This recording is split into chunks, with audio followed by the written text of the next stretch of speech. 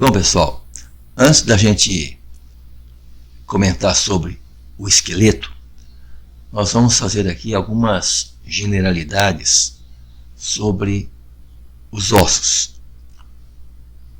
Então nós temos a osteologia. Ósteo significa osso, logia, logos, estudos. Então vejamos então algumas generalidades sobre os ossos. Então, os ossos, no seu conjunto, formam um esqueleto que vai atuar como um arcabouço. Ele vai dar forma ao nosso corpo, dando também o suporte aos tecidos moles e promovendo pontos de fixação para a maioria dos músculos. Então, as origens, as inserções musculares, para dar movimentos. Então está aqui, movimentação. Então, os músculos estão inseridos em ossos e promovem movimentos quando entram em contração e relaxamento. Os ossos também têm a função de proteção. Então, eles protegem órgãos vitais, como por exemplo, o encéfalo. Ele é protegido pelos ossos que compõem a cavidade craniana. Então, tem lá o osso frontal, o occipital, o esfenoide, os parietais, os temporais, que vão proteger então o encéfalo. A medula espinhal é protegida pelo canal formado pelas vértebras. Então, as vértebras, elas apresentam um forame chamado forame vertebral. Então, quando uma vértebra está superposta uma à outra, empilhadas, formam um canal. Então esse forame, no seu conjunto, vai formar então o canal vertebral, que protege então a medula espinhal. O coração e os pulmões, a caixa torácica. Então o osso externo, em conjunto com as costelas, protege então o coração e os pulmões. A bexiga urinária e órgãos reprodutores internos pela pelve óssea, e assim por diante. Os ossos servem também de reserva de minerais, como por exemplo cálcio, fósforo, o sódio e potássio. Hemopoiese, formação de células do sangue na medula óssea vermelha. Então, os ossos longos apresentam o canal medular, onde se aloja a medula, e ali é produzida então as células do sangue. Então, constituição. Quimicamente, os ossos possuem 70% de substâncias inorgânicas, como sais de cálcio, fosfato de cálcio, e 30% de substância orgânica, que é a osseína. O osso, já formado, apresenta então esses dois elementos, 70% de substância inorgânica e 30% de substância orgânica. O periósteo é uma membrana que envolve o osso. Então o periósteo, está aqui o periósteo, vejam que ele envolve o osso, e além de envolver o osso, ele protege e nutre o osso. Então a camada externa do periósteo protege então o osso. A camada interna do periósteo produz células ósseas e numa fratura de um osso vai formar o chamado calo ósseo. Então nós temos aqui o periósteo envolvendo aqui o osso. Veja que ele tem uma camada externa e uma interna. A camada externa vai proteger o osso e a camada interna tem a função de nutrir, de produzir células ósseas que vão, às vezes numa fratura, formar o chamado calo ósseo. Constituição dos ossos. Então ele tem uma substância compacta externa e uma substância esponjosa interna. Então nós temos aqui um tecido ósseo esponjoso internamente e externamente nós temos a chamada compacta externa. Então o periósteo, que é a camada interna, produz células ósseas. No caso de fraturas, formando então o calo ósseo. A camada externa serve então para proteção. Então nós temos aqui o periósteo, externamente e internamente. O endósteo é a camada mais interna do osso, que é esta camada aqui. Aqui vocês estão vendo a medula vermelha, aqui as epífises, que são essas projeções, e aqui a diáfise, que corresponde ao corpo do osso. E entre as epífises e a diáfise, nós temos aqui a chamada metáfise, que é o local onde o osso cresce.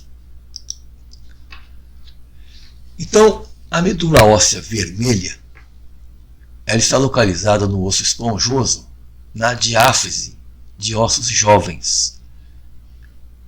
Função: formação de eritrócitos, que são as hemácias, transporte de oxigênio para os tecidos, leucócitos e plaquetas ou trombócitos para a coagulação. Temos também aqui a medula óssea amarela, que tem a função de preenchimento dos ossos. Então elas preenchem os ossos. Então nós temos aqui a medula vermelha e aqui a medula amarela, que serve para preenchimento dos ossos. Quando a medula vermelha não está dando conta da produção de células sanguíneas, a medula amarela, que é esta aqui, volta a produzir células sanguíneas para estabilizar. Canais nutrientes dos ossos. Então nós vamos ver que os ossos, eles apresentam canais, chamados canais nutrientes, que são os canais de Havers e canal de Volkmann. Então a nutrição das células que se localizam dentro da matriz é feita pelos canais de Havers e Volkmann. Canais de Havers são uma série de tubos estreitos dentro dos ossos por onde passam vasos sanguíneos e células nervosas. São formados por lamelas concêntricas de fibras colágenas. Aqui numa figura maior, nós estamos vendo aqui os canais de Havers longitudinalmente e aqui transversalmente os canais de Volkmann e Havers. Aqui uma figura maior mostrando os canais de Volkmann. São esses canais aqui, canais de Volkmann. E aqui, longitudinalmente, nós temos os canais de Havers. Classificação dos ossos. Então, os ossos, dependendo do seu comprimento, eles se classificam em ossos longos, curtos, largos ou chatos, pneumáticos. Então está aqui. Ossos longos. O comprimento é maior que a sua espessura e largura somadas. Então está aqui o fêmur, que é um exemplo de um osso longo. Veja que o seu comprimento é bem maior do que a largura e sua espessura. Temos aqui também o rádio, a ulna, o húmero, a tíbia, a fíbula, que são exemplos de um osso longo. E o osso longo, ele é formado pelas epífises, que são as extremidades. Aqui nós temos o seu corpo, que é a diáfise, e entre as epífises e a diáfise, nós temos aqui a chamada metáfise, que é o local onde o osso cresce. O osso, quando está em fase de crescimento, existe aqui, nesta região, uma cartilagem. Enquanto existe a cartilagem, é porque o osso está crescendo. Quando essa cartilagem se ossifica, é porque já parou, então, cessou o crescimento ósseo. Os ossos longos, nós não podemos confundir. Não significa que o osso é longo, que ele seja grande. Por exemplo, o fêmur é um osso longo e é um osso grande. É o maior osso do nosso corpo. É o osso da coxa. Agora veja aqui.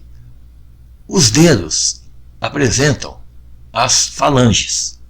Falange proximal, média e distal. Então, se eu pegar aqui uma falange, nós vamos ver que esta falange apresenta uma epífise, como aqui no fêmur. Apresenta aqui um corpo, que é a diáfise, como aqui no fêmur. E apresenta, entre a diáfise e a epífise, aqui a metáfise, que é o local de crescimento aqui das falanges. Então vejam que a falange, apesar de ser um osso pequeno, ela está classificada como um osso longo. Por quê? Porque ela apresenta as características de um osso longo. Olha aqui a falange distal.